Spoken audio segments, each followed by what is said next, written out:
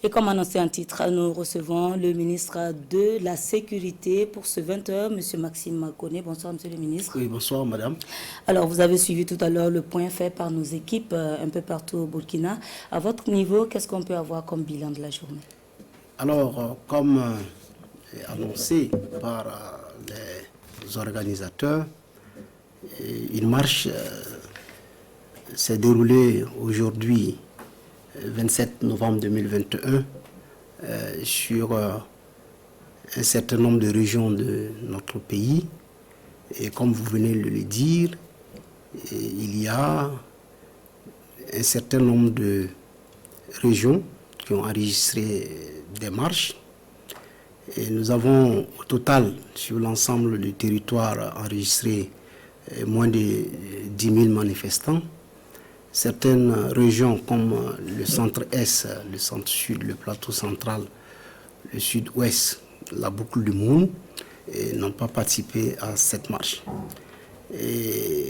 C'est une marche à l'initiative d'un certain nombre d'organisations dites de la société civile, avec bien sûr des revendications qui mélangent le genre, tantôt des revendications politiques, tantôt des revendications tendant à dénoncer la présence d'un certain nombre de puissances sur notre territoire. Vous avez remarqué que les présidents de collectivités, un certain nombre de mairies, ont pris des actes pour interdire la marche.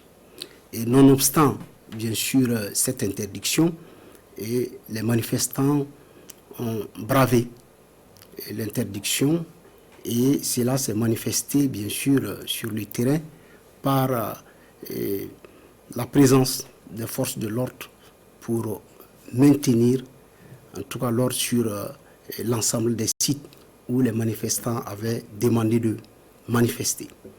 Alors, au niveau des régions où il y a eu beaucoup de tensions, c'est bien sûr le centre, avec la ville de Ouagadougou, et Bobo-Dioulasso.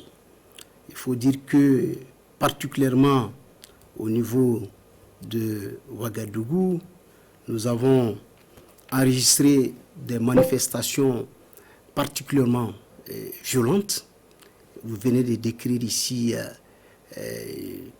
les actes de vandalisme sur l'état civil de la mairie, qui est suffisamment grave. À cela aussi s'ajoutent des tentatives de vandalisation de biens privés. Et à Bobo-Dioulasso, nous avons aussi enregistré ces mêmes velléités. Et manifestement, nous avons pu constater que c'est des marches qui visaient d'autres objectifs que ce que vous venez de dire. D'autant plus que le chef de l'État, lors de son adresse à la nation, a clairement dit qu'il avait bien compris les préoccupations légitimes de notre peuple suite aux attaques répétitives. Et il avait bien sûr annoncé des mesures très fortes. Si telle était l'intention, bien sûr, de manifester des mécontentements contre la montée de l'insécurité, nous pensons bien que, raison gardée, on devait s'en tenir aux décisions qui vont être prises dans les jours à venir par son Excellence, le chef de l'État. Je voudrais particulièrement dire au niveau de Ouagadougou qu'un certain nombre d'informations sont distillées pour dire que effectivement les marcheurs étaient dans leur droit parce qu'ils ont déposé, ils ont suivi la voie nécessaire pour pouvoir avoir l'autorisation.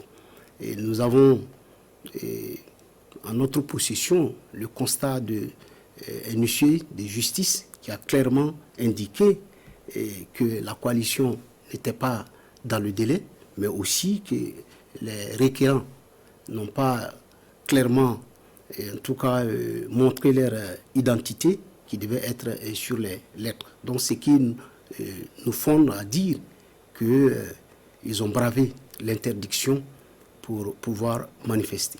Alors, Monsieur le ministre, est-ce que vous dénombrez des blessés à l'issue de ces manifestations?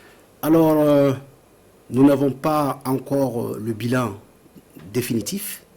Et une manifestation de ce genre, et surtout la violence qui a pu être exprimée par les manifestants, ne nous a pas permis tout de suite d'établir un bilan global. Mais nous avons, au niveau des forces de défense et de sécurité, enregistré un certain nombre de blessés légers dû au jet de pierre et à l'utilisation de lance-pierres contre ceux qui sont dépositaires de l'ordre républicain. Au niveau de la population civile, pas de bilan? Et à notre niveau, nous n'avons pas encore de bilan. D'accord. Alors, Monsieur le ministre, on a vu également qu'il y a eu du vandalisme au niveau de l'acte de l'état civil et des pneus brûlés un peu partout. Est-ce qu'il était possible d'anticiper ces actes-là? Alors, vous savez que, contrairement à ce qui est avancé, nous sommes fondés à croire que cette manifestation avec d'autres visées, dont seuls les instigateurs tapis dans l'obscurité savaient.